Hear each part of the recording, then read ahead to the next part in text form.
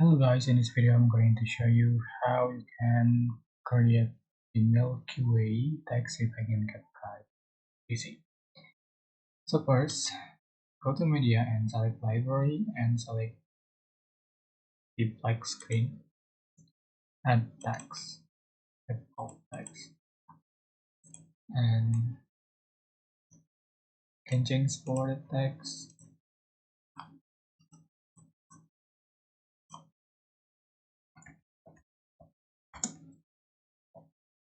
You can change for the font style and font size and change for the color.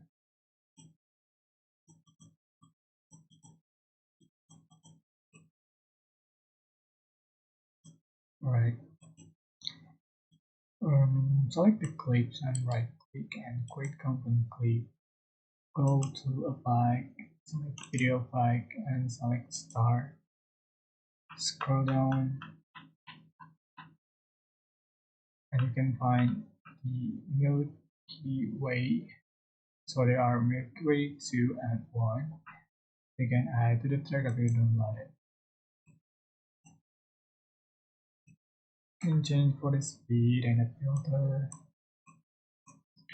And this is the final effect you have on your video. That's it.